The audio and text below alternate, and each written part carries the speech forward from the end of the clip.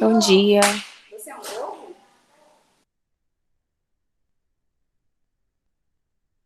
Olá, bom dia.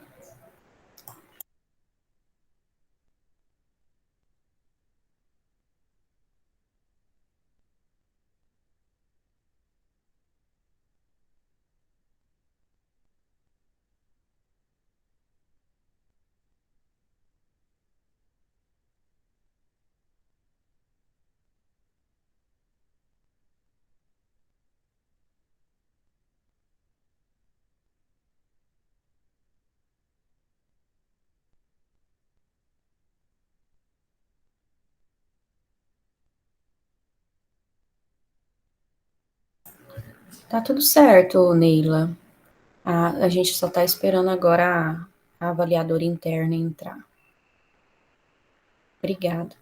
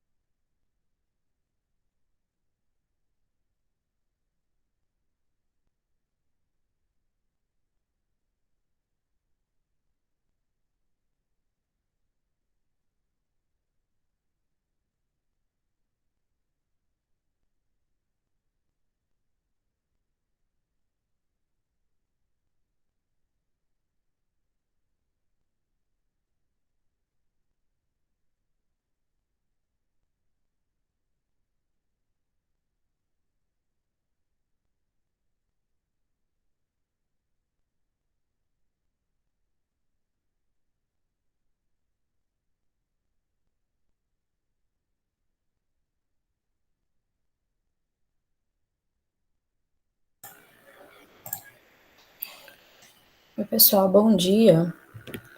Vamos aguardar mais uns minutinhos. Bom dia. Bom dia. Falta a professora ainda, avaliador interno e alguns alunos, ou pelo menos uns 5 minutinhos.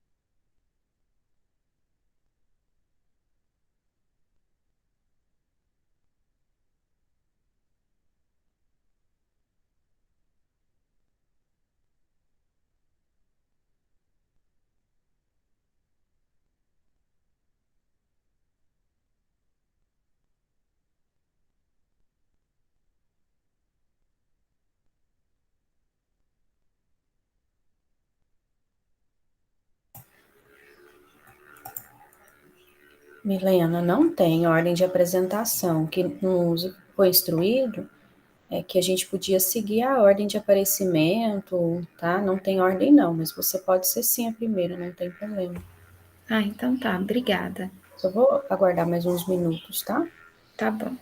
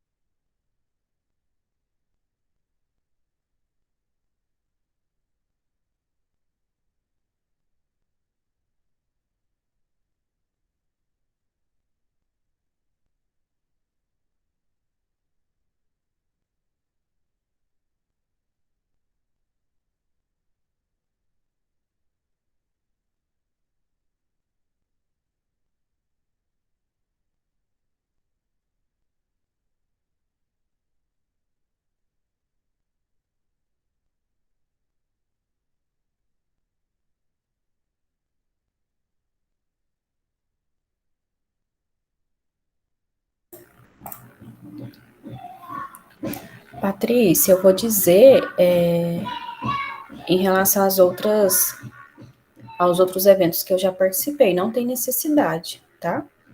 Pode ser só enquanto a sua aluna estiver apresentando, não tem necessidade de ficar. Bom, pessoal, eu conversei com a professora Daniele, aqui, que é coordenadora do evento, eu posso iniciar e eu mesmo posso fazer a avaliação enquanto a professora Ivanildes não entra, tá? Ela já foi avisada, eu acho que logo ela entra. Tudo bem?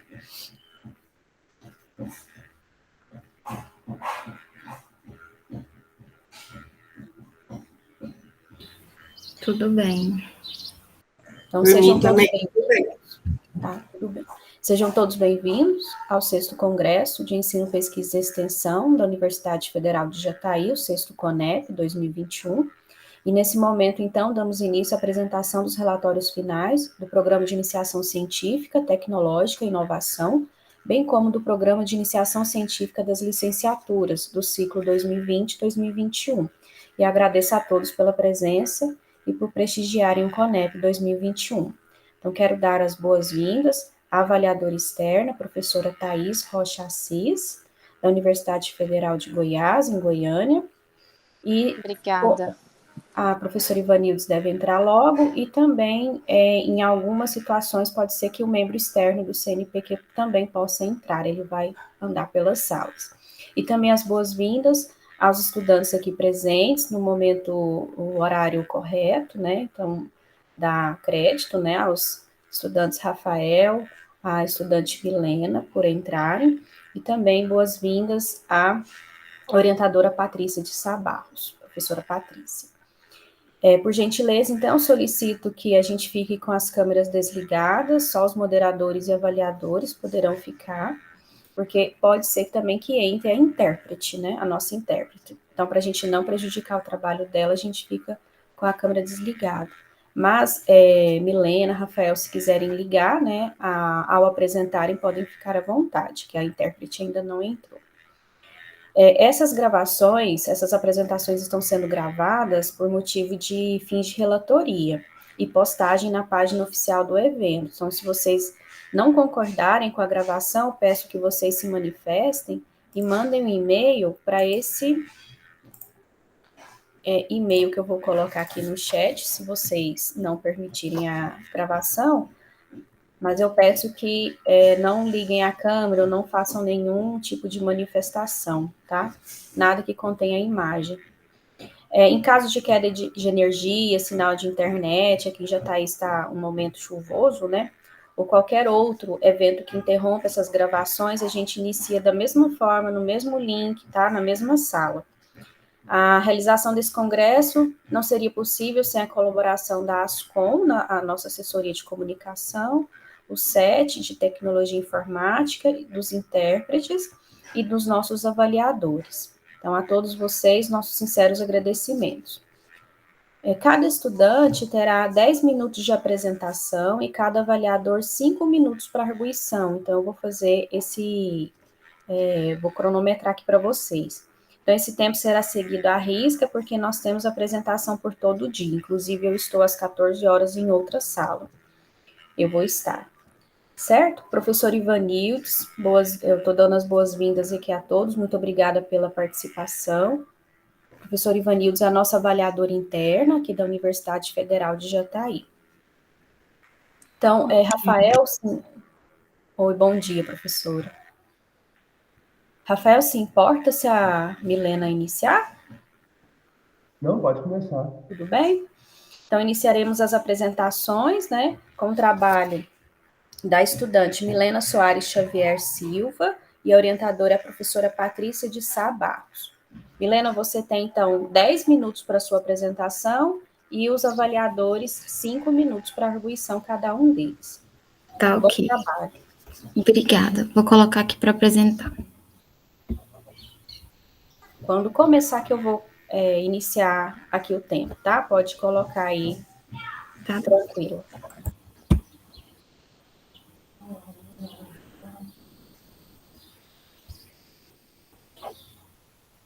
Dá para ver aí? Tá dando para ver?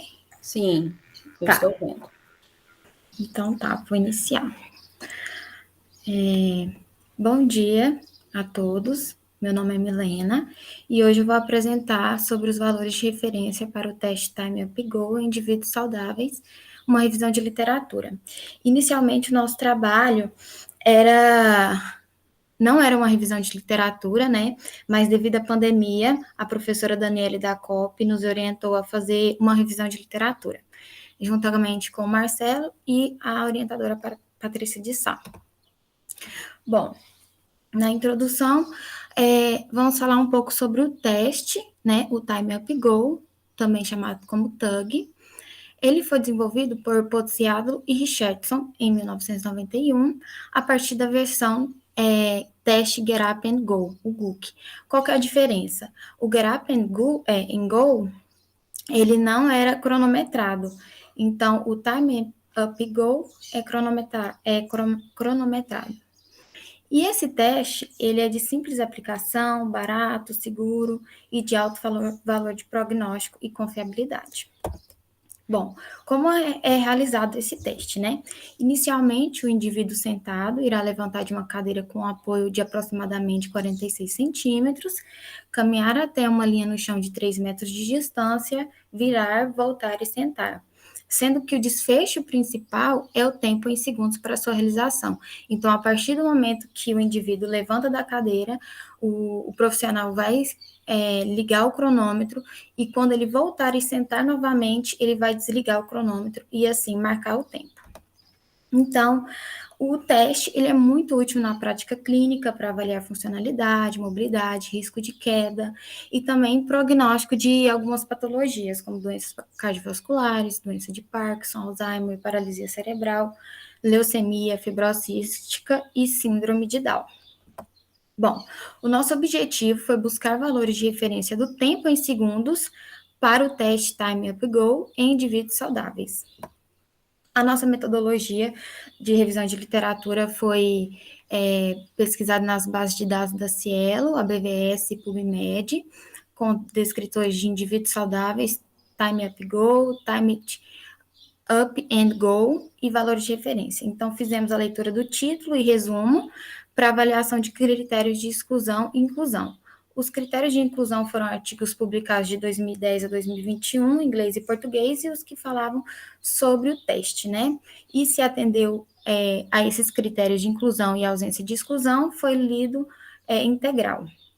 E a avaliação de critérios de exclusão foi estudos que não especificaram o protocolo, que não falavam sobre o teste, classificados como revisão de literatura e meta-análise e publicação fora do período proposto. Então, se houve presença desses critérios, a gente descartou.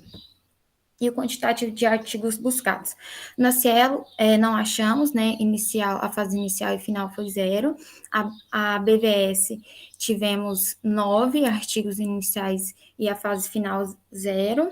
E a PubMed foram 26 artigos encontrados e finalizamos com 6 artigos, totalizando com 35 artigos e 6 finalizados, foram 29 excluídos. Somente 6 foram atender ao critério de inclusão e exclusão da pesquisa. Bom, dos resultados. O primeiro artigo fala sobre os valores normativos para o teste Time Up Go em crianças e adolescentes e validação em indivíduos com síndrome de Down. Realizado aqui no Brasil, o objetivo foi determinar valores normativos do TUG em crianças e adolescentes com desenvolvimento típico e com indivíduos com síndrome de Down, realizados na idade de 3 a 18 anos em 459 indivíduos com desenvolvimento típico. O resultado do TUG, do tempo do teste, foi de média de 5,61 segundos, com desvio padrão de 1,06. E eles concluíram que os valores normativos para o teste podem ser previstos com função da idade e do peso dos indivíduos com desenvolvimento típico. O próximo artigo foi o desenvolvimento de valores de referência para avaliação de mobilidade funcional, feito lá na Pensilvânia, com o objetivo de obter valores de referência para participantes saudáveis, realizando a avaliação de mobilidade funcional, com a amostra de 503 indivíduos entre 10 a 21 anos. E a média do tempo foi de 3,78 segundos, com desvio padrão de 0,6. E eles concluíram que esses valores de referências permitirão que os profissionais de saúde comparem habilidades funcionais de membros inferiores saudáveis com aqueles com sarcoma. O próximo foi estabelecendo o valor de referência para o teste cronometrado em adultos saudáveis de Gurujat, na Índia, foi realizado lá na Índia. O objetivo foi fornecer o valor de referência para o teste TUG em indivíduos saudáveis, realizado em 220 indivíduos saudáveis, entre as idades de 40 a 70 anos. A média da realização do teste foi de 8,46 segundos, e ele demonstrou um declínio em relação à idade de homens e mulheres, com forte relação também à altura dos indivíduos. O próximo artigo foi os fatores de importância para o comprometimento do equilíbrio dinâmico e frequência de quedas em indivíduos com distrofia miotônica tipo 1, um estudo transversal, incluindo valores de referência como Time Up Go, caminhar de 10 metros e teste de degrau. Feito lá na Suécia, o objetivo foi mapeamento de equilíbrio funcional para identificar comprometimento do equilíbrio e risco de quedas. A amostra com 220 indivíduos saudáveis. A média do teste foi de 7,6 segundos, com desvio padrão de 0,3. E tendo a conclusão que o tempo em diferentes velocidades de caminhada é importante para detectar risco de queda. Bom, o próximo é o teste Time Up and Go, TUG, valores de referências normativos para a idade de 20 a 59 anos e relações com fatores de risco à saúde física e mental. Realizado lá nos Estados Unidos, o objetivo foi estabelecer os valores normativos nos indivíduos de 20 a 59 anos e em relação aos fatores demográficos, físicos e mentais. Realizado em 200 participantes, 50 por década, e o resultado do tempo foram de 20 a 29 anos, 8,57 segundos, 30 a 39 anos, 8,56 segundos, 40 a 49 anos, 8,86 segundos, e 50 a 59 anos, 9,90 segundos. E eles concluíram que o TUG ele pode ser muito útil aos prestadores primários, porque eles vão avaliar e monitorar a atividade física de adultos jovens, e especialmente aqueles com os fatores de riscos para a saúde física e mental. E, por último, o teste Time Up Go, o TUG, dados de referência para crianças indianas em idade escolar, realizado na Índia, com o objetivo de coletar dados normativos do teste em população pediátrica de 6 a 12 anos, com a amostra de 876 indivíduos, e o resultado do TUG foi média de 6,8 segundos, com desvio padrão de 0,76. E eles concluíram que esses dados normativos podem servir de referência para a população com deficiência paralisia cerebral e síndrome de Down.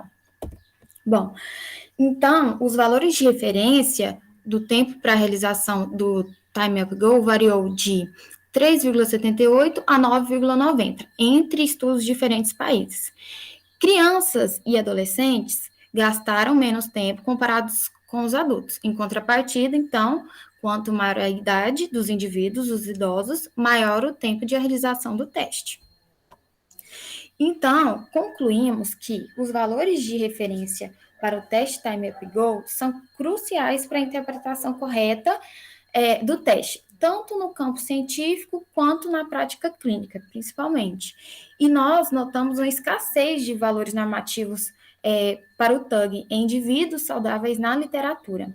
Então, sendo assim, são necessários mais estudos e mais ensaios clínicos controlados para obter mais valores normativos.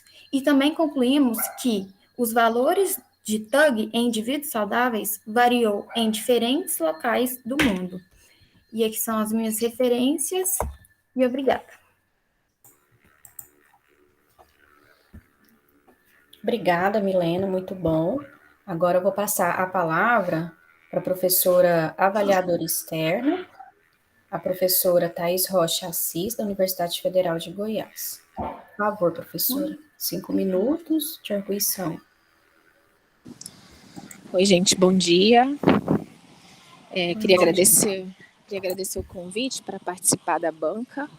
agradecer a professora Patrícia, a Milena, e parabenizar pelo trabalho. Sei que não foi fácil, não deve ter sido fácil, né? Conversando um pouquinho com a Patrícia antes, por conta da pandemia, muita coisa mudou, né? Muitos trabalhos que inicialmente tinham um projeto inicial mudaram, e ainda assim vocês ficaram firmes e fizeram uma ótima revisão da literatura, que é um tipo de trabalho fundamental para a gente conseguir entender o que falta e o que tem de lacuna científica para alguns conhecimentos. E aí eu queria perguntar para a Milena, como é que foi a transição do trabalho original para esse trabalho por conta da pandemia? Como é que você se sentiu? Os resultados da sua revisão, que eu achei importante, relevante, né? A gente saber que precisa de mais ensaios clínicos, mais trabalhos para a gente conseguir valores normativos para esse teste, que é um teste de fácil aplicação, né, na prática clínica, e testes assim são muito importantes para a gente determinar prognósticos, né, e diagnósticos. Queria que você falasse um pouquinho para a gente como é que foi essa transição Bom, de tipo de Thaís. trabalho. Tá, professora Thaís, obrigada. Assim, inicialmente, quando a Patrícia nos chamou para fazer o trabalho, né, eu fiquei muito feliz, principalmente porque era a Patrícia de Sá, né, e, assim, a pandemia, ela meio que deixou a gente meio perdido, né, porque, assim, a gente estava numa rotina, né, na faculdade, no trabalho, e quando veio a pandemia que estagnou tudo, a gente fica meio perdido, né? E quando começamos, quando a Patrícia nos chamou, foi no início do ano passado, antes da pandemia. Então, assim, era muito motivador fazer uma pesquisa científica, né? E quando veio a pandemia, assim, a gente ficou desorientado. Como que a gente vai fazer? Vamos esperar, né? Aí nós esperamos, e não tivemos como colher os dados, né? Que eu acho que, assim, a parte principal e mais motivadora é você ir lá colher os dados, né? Assim, participar mesmo. Mas, assim, a revisão de literatura é um caso que é difícil, né? Não é fácil também, mas conseguimos atribuir, né? Mas se não fosse a pandemia, assim, nossa, é muito diferente, né? É muito diferente. Mas eu gostei do resultado que nós obtemos, foi muito trabalhoso, mas nós conseguimos. E eu estou muito feliz por ter participado, foi um aprendizado. Tanto se a gente tivesse colhido os dados, e também com a revisão de literatura, porque nós aprendemos muito a pesquisar, né? E a fazer uma leitura mais científica, né? Então é isso, assim, foi um desafio, né? E nós conseguimos. Eu gostei bastante. E era Ótimo, isso. ótimo. Obrigada, Milena. Eu Obrigada. acredito, eu acredito que isso que a Milena falou por último resume bem o objetivo da iniciação científica, que é colocar vocês em contato com a pesquisa científica e com a metodologia científica, né, com como fazer um trabalho. Eu acho que esse trabalho alcançou esse objetivo da iniciação científica, que é colocar vocês em contato com a forma de redação científica, de leitura, de sistematização de um artigo científico, né? Eu acho que atendeu a esse importante objetivo da iniciação científica, fora o resultado em si da revisão, né, que vocês trouxeram para nós. Então, vocês estão de parabéns pela apresentação, pelo domínio do trabalho, Milena. E é isso, eu só tenho a agradecer e dar parabéns para vocês por persistirem e por alcançarem o objetivo da iniciação. Muito obrigada, professora Thaís.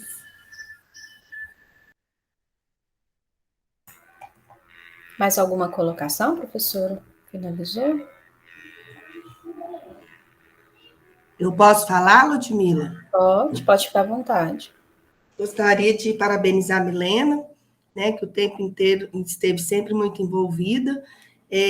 Ela não mencionou, mas a proposta inicial do estudo, a gente faz parte de um estudo multicêntrico, né? Então, os dados iam ser coletados 111 crianças no estado de Goiás, na cidade de Jataí.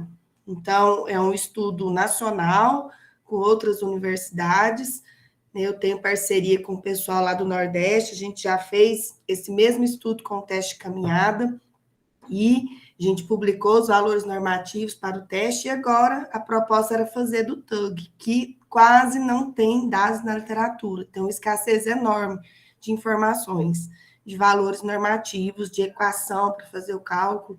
Então, é um estudo que terá que ocorrer, né, esse ano. Espera-se, né, que a pandemia, as escolas sejam abertas, a pandemia, né, seja minimizado os efeitos que ela está causando aí, para a gente conseguir fazer esse estudo, né? Então, mesmo encerrando o projeto, apresentando o relatório, a Milena, né, e o Marcelo, que está também aqui participando, são meus alunos, e agora eu não estando mais vinculada ao UFJ, estou vinculada agora ao UFG, professora, porque eu fui redistribuída, mas eu vou continuar com a pesquisa. Eu tenho que entregar os meus dados do estado de Goiás, né? Então, é um trabalho grande, que demanda vários anos, são 5 anos aí de proposta de trabalho, por várias idades.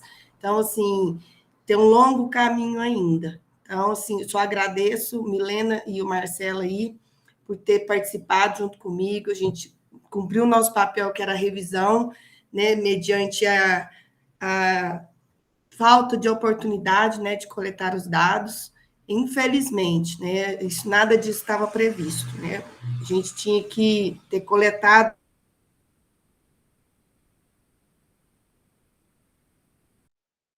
tudo, né? Inclusive, até os próprios alunos não estavam na cidade também para inviabilizar. E escolas fechadas era impossível, porque a minha coleta era nas escolas, com a anuência de diretor, de professor, né? Então, totalmente inviabilizado, não tinha nem como eu fazer.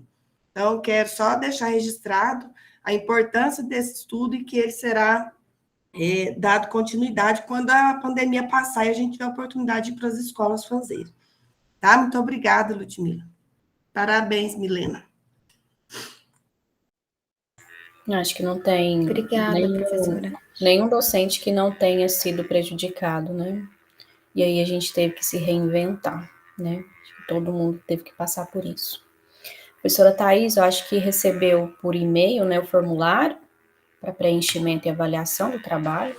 Recebi sim. Ok. Então, agora eu vou passar a palavra para o professor Ivanildes, nosso avaliador interno. Fique à vontade. Bom dia a todos. Primeiramente, desculpa aí pelo atraso, eu tive um problema de conexão. Parabéns, Milena, parabéns, professora Patrícia, um trabalho excelente. Eu gostei muito da sua apresentação, ela foi muito didática, né? E creio que realmente você teve uma experiência muito boa aí em iniciação científica. Como eu não sou da área da fisioterapia, a minha dúvida principal era em relação à escassez de trabalhos no Brasil, mas a professora Patrícia já até esclareceu aí várias, né, informações aí que realmente faltam dados, né? Agora eu fiquei com a curiosidade no sentido de que você pudesse me esclarecer, porque também, né, às vezes, por não ser da área, qual seria a aplicação desse teste na prática clínica do fisioterapeuta? É usado para prevenção, para terapia? Você pode me esclarecer, Milena? Bom dia, professor Ivanildes. Obrigada. Bom, é utilizado na prática clínica para avaliação, principalmente, está fazendo uma pesquisa em todas as idades, mas principalmente em idosos, que é para prognóstico de risco de quedas, né, e funcionalidade. Porque o teste, ele é muito simples, é você andar, né, e voltar e sentar. Então, o profissional, o fisioterapeuta, ele vai avaliar a marcha dele, né?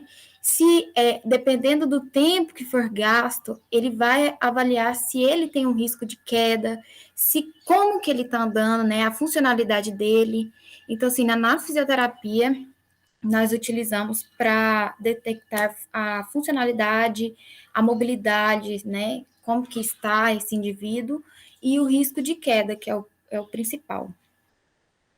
Ah, sim, muito obrigada pelo esclarecimento. E essa questão aí de que tem essa diferença incrível aí de média, né, pelo que você fez o levantamento, tem uma variação muito grande, né? Segundo os seus dados, foi de 3,78 a 9,9, né? Sim. Você acha que tem mais fatores aí envolvidos, além da idade? Sim, também a idade, mas esses indivíduos podem ter algum tipo de comorbidade, né, que pode influenciar no andar dele.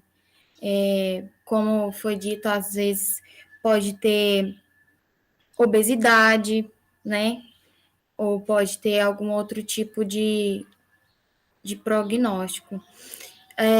Em crianças, eu colocou muito baixo, né? Então, é porque as crianças, elas andam muito rápido, assim, o que eu acho, né?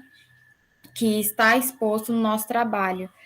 Então, a diferença principal, além da idade, é por causa da mobilidade mesmo.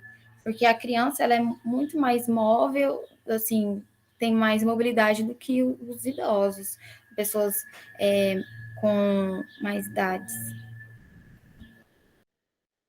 Certo, eu imaginei mesmo. Eu fiquei pensando também em doenças reumáticas, né? Artrite, artrose, que atingem principalmente as articulações aí, né? Eu creio que deve ter também uma diferença, né? Sim, também. Isso. Parabéns, eu gostei muito. Vocês estão de parabéns. Muito obrigada, professora Obrigada. Ivanildes. Professora Ivanilde, a senhora também tem o link, né, para avaliação direta lá no formulário? Vou conferir. Está naquele Tá, e-mail? qualquer coisa eu te mando aqui o link. Tá, eu vou Não, tá conferir. no e-mail separado que a PRPPI mandou, mas eu posso... Eu não estou lembrada de Deixa eu ver. pegar ele Se você aqui. puder me mandar, melhor. Acho que vai ficar mais fácil aqui. Obrigada.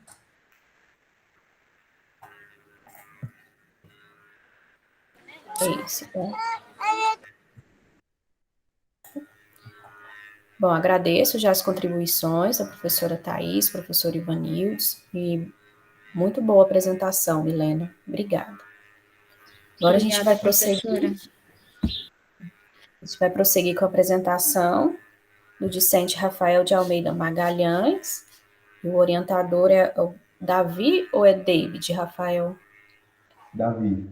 Davi Michel de Oliveira. Aí quando você quiser colocar a sua apresentação, por favor. Bom dia a todos os professores que estão presentes. Eu vou iniciar a apresentação, então.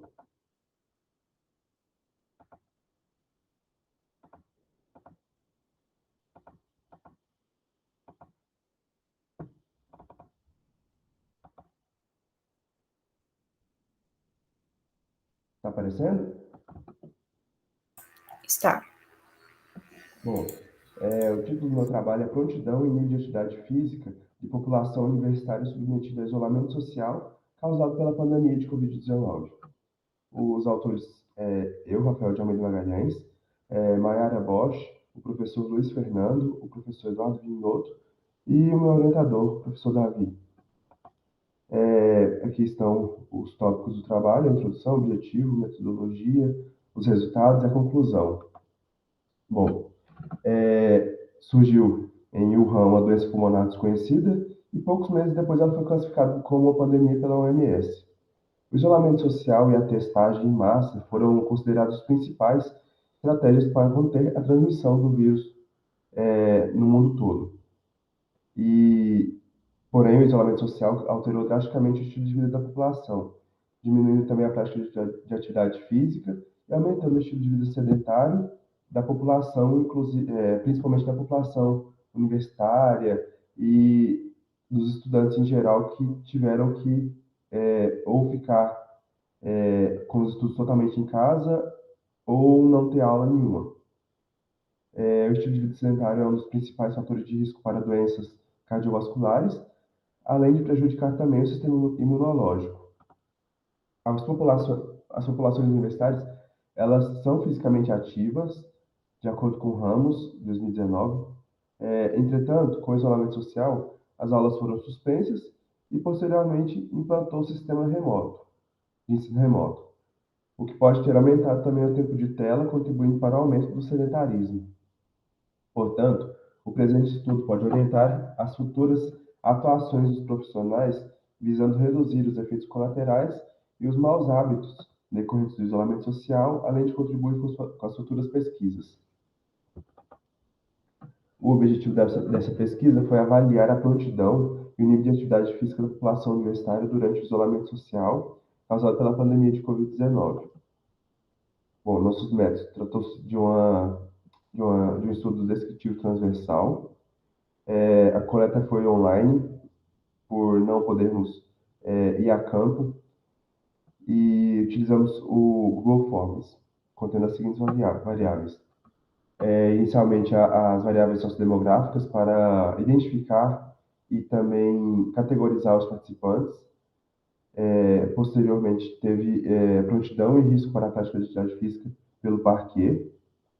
O nível de atividade física foi mensurado pelo IPAC e pegamos também no caso, com as informações das questões sociodemográficas, nós calculamos o IMC com a fórmula, aquela normal que sempre utilizamos, que é a massa corporal pela estatura elevada ao quadrado. E nossos resultados, nós conseguimos 295 voluntários após os critérios de seleção, e eu errei. 237 após os critérios de inclusão e exclusão. Nossa média de idade foi de 28,2 anos, com um desvio padrão de 9,89 anos. 78% dos voluntários são discentes. 68,4% estão com ensino superior incompleto, 57,3% consomem álcool frequentemente, 40,9% são sobrepesados, 55,3% foram classificados aptos pelo Parquet e 67,5% fisicamente ativos. Nossa conclusão: o isolamento social aumentou o sobrepeso da população. Por outro lado, ela foi classificada apta e fisicamente ativa, mantendo os resultados anteriores semelhantes aos estudos anteriores à pandemia. Foram classificados aptos e fisicamente ativos mesmo em períodos pandêmicos. Eu agradeço ao CNPq pelo auxílio financeiro da iniciação científica e as minhas referências são essas. Obrigado a todos e eu terminei a apresentação.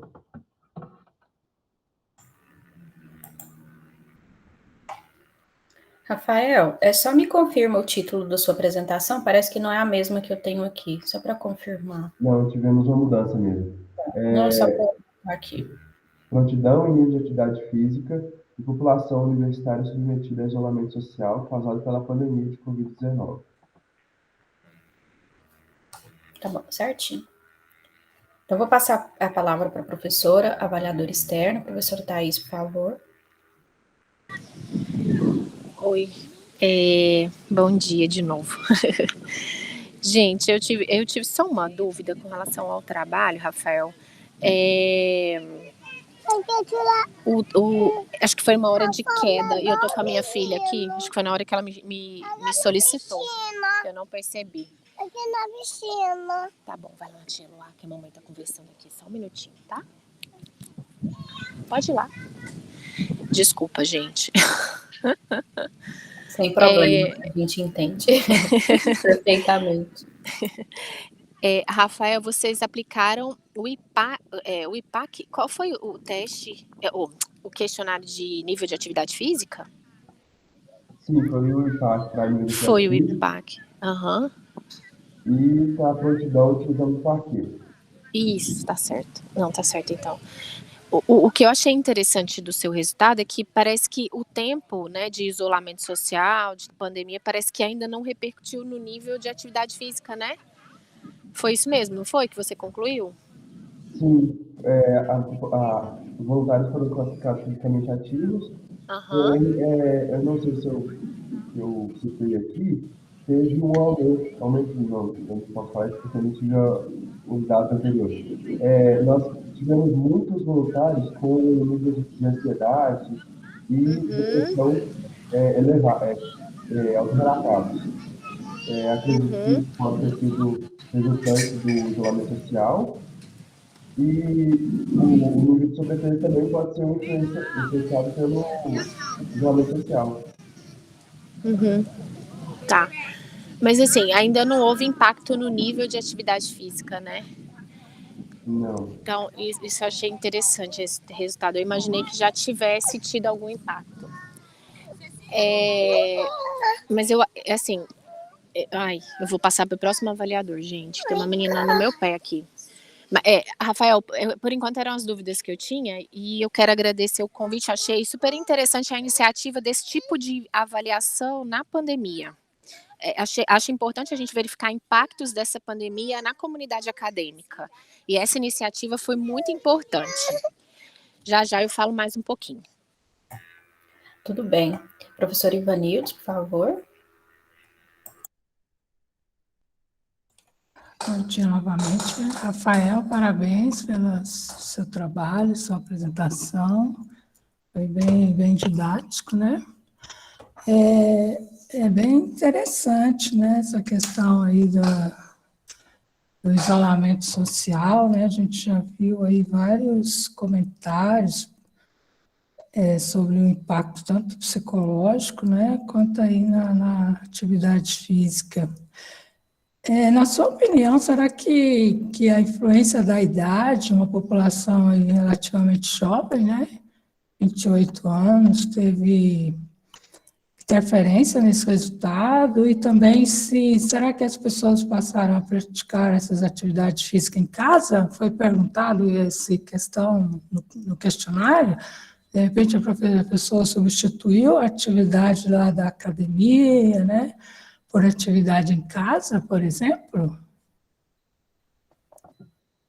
Bom dia, professor Ivanildo. Bom, em relação à idade, eu creio que isso teria influenciado mesmo, por eles terem a média ser relativamente jovem, e em questão da preferência da atividade física, esses dados foram coletados após a reabertura dos estabelecimentos de atividade física, no caso, as academias, estúdios e vários outros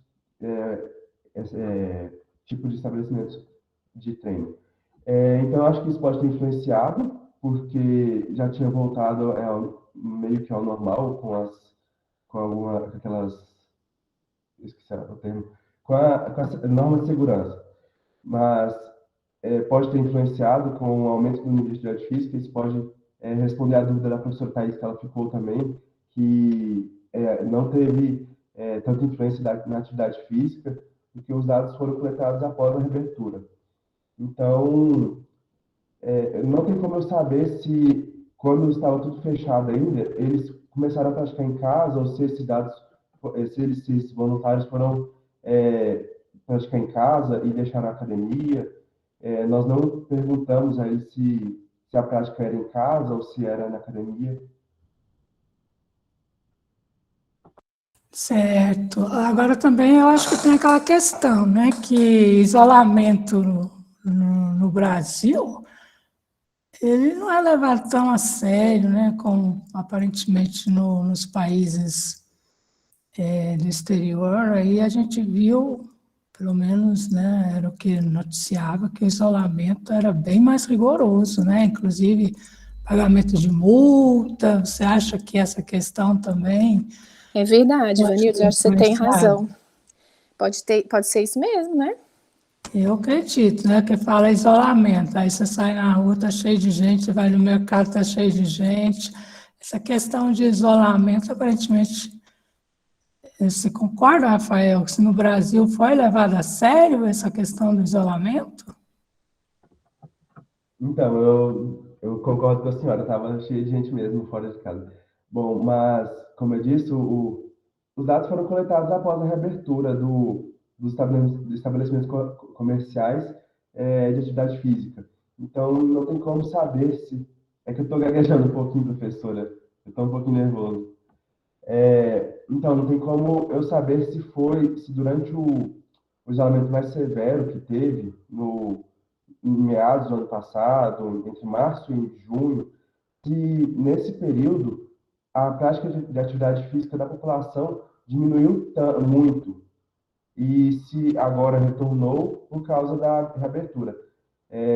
Essa é uma lacuna do nosso estudo, porque nós não coletamos os dados antes, e é isso.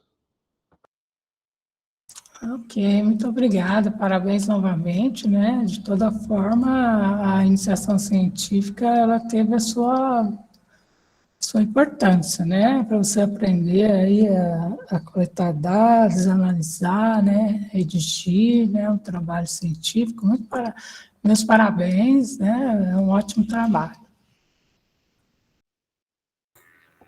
Obrigado. Obrigada, professora Ivanildes. Professora Thais, quer continuar ou não? Não, eu acho que eu me senti contemplada agora com a conversa com a professora Ivanildes, é isso mesmo. Obrigada. Certo, obrigada. Bom, já quero agradecer, né? Não tem mais nenhum aluno na sala, então já quero agradecer as contribuições da professora Ivanildes, da professora Thais, por ter participado do nosso evento aqui no CONEP.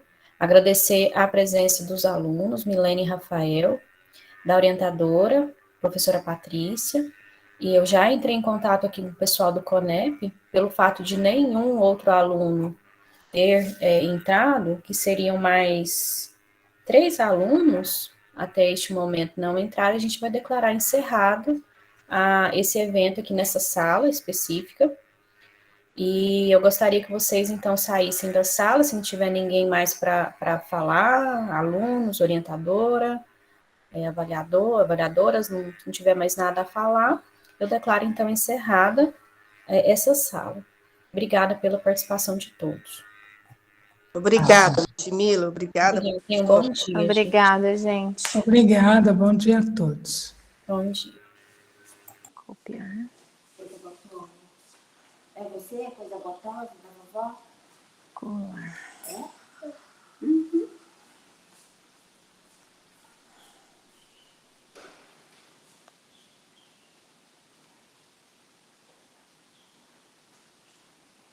Ai, gente.